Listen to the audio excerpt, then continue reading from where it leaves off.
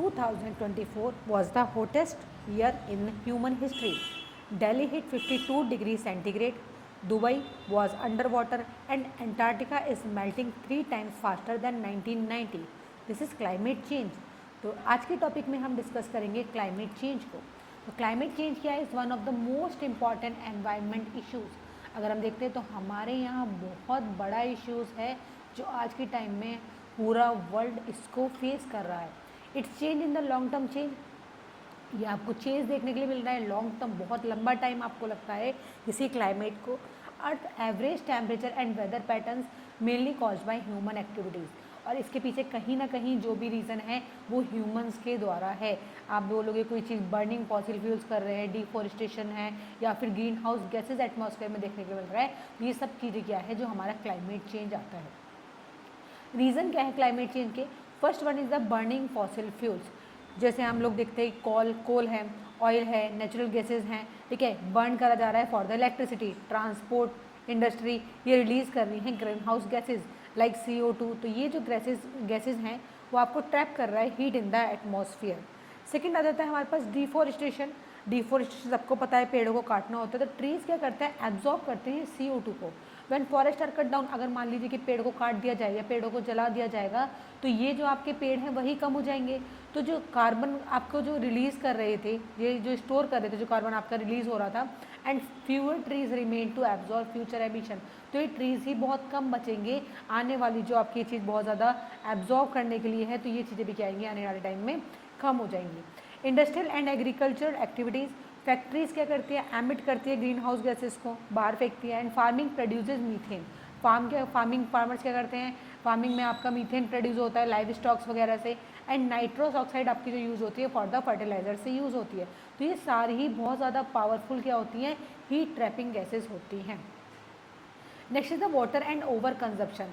Landfills means जो आपके गड्ढे वगैरह होते हैं उनको फिल करने के लिए होता है. ये क्या करती हैं? मीथेन को एमिट करती हैं. And producing goods at large scale increases energy use and emission.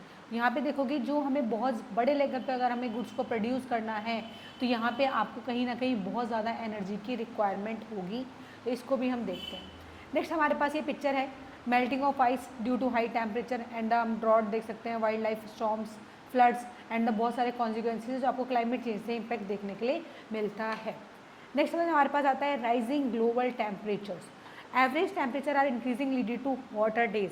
अगर आप देखेंगे तो दिनों दिन आपका जो टेम्परेचर है वो काफ़ी ज़्यादा बढ़ता चला जा रहा है. एक एवरेज टेम्परेचर है वो इंक्रीज़ होता जा रहा है और बहुत ज़्यादा हमारे जो डेज हैं वो हॉटर होते जा रहे हैं. And more frequent heat waves, जिसकी हमें बहुत तेज़ी से या बहुत ज़्यादा हम देख सकते थे, हमें हीट वेव्स भी देखने के लिए मिल जाती है. सेकेंड पॉइंट है melting ice and rising sea levels. हमारी आइस जो है वो धीरे धीरे करके मेल्ट होती जा रही है, वो आपकी बर्फ पानी के फॉर्म में कन्वर्ट हो रही है और जिसकी वजह से हमारा सी लेवल भी इंक्रीज़ होता जा रहा है. ग्लेशियर्स हैं, पोलर आइस कैप्स होंगी वो भी मेल्ट होती जा रही हैं. ये क्या हो रहा है? जिसकी वजह से आपका जो सी लेवल है वो राइज हो रहा है और ये एक तरीके से आने वाले टाइम में डर है फॉर द कोस्टल सिटीज़ के लिए एंड आइलैंड्स के लिए. Next one is the more extreme weather.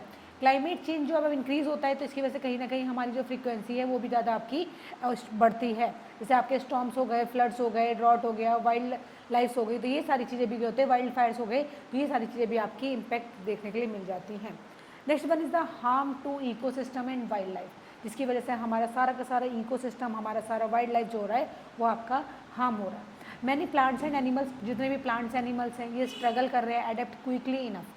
मतलब इनको ज़रूरी है कि हम सब इसको क्या करें कि इनको सेव करें, leading to habitat loss and species extinction. वरना या तो फ्यूचर में कुछ चीज़ें तो हम ऑलरेडी सुन चुके हैं कि एक्सटिंक्ट हो चुकी है, कुछ आपकी बहुत कम हो चुकी हैं, कुछ हमारे एंडेंजर्ड जोन में आ चुकी हैं. तो अगर ऐसे ही चलता रहा तो हम अपनी हैबिटेट को क्या कर देंगे, फ्यूचर में आने वाले टाइम में लॉस कर देंगे. Next one is the impacts on human. तो फर्स्ट वन इसकी इसका ह्यूमन्स पे क्या इम्पैक्ट पड़ रहा है. तो first one is the food and water की शॉर्टेज हो रही है. हेल्थ प्रॉब्लम्स हमें देखने के लिए मिल रही है. हीट स्ट्रेस हो रखा है. स्प्रेड ऑफ डिसीजेज बहुत ज़्यादा स्प्रेड होती जा रही हैं. इकोनॉमिक लॉसेज होते जा रहे हैं. क्लाइमेट भी आपका देखोगे तो लोग क्या कर रहे हैं, एक जगह से दूसरी जगह पे माइग्रेशन देखने के लिए मिलता है. तो we find that climate change affects every part of life on earth. Nature, economics and human life, हर किसी पे क्या करता है. आप ये देखोगे कि क्लाइमेट चेंज है वो अफेक्ट करता है हर चीज़ पे. तो good news is that reducing emission, ये हमारे लिए अच्छी न्यूज़ है कि इसकी वजह से आपका एमिशन रिड्यूस हो रहा है. फॉरेस्ट को प्रोटेक्ट करने के लिए भी काम कर रहे हैं, and switching to renewable energy, switch भी करा जा रहा है जो आपकी रिन्यूएबल एनर्जी होती है, and can slow its impact, जिसकी वजह से इसके कुछ इम्पैक्ट जो हैं वो आपके कम भी होते जा रहे हैं। तो आज का टॉपिक हमारे यहाँ पे ख़त्म होता है, नेक्स्ट में हम नेक्स्ट करेंगे। Thank you.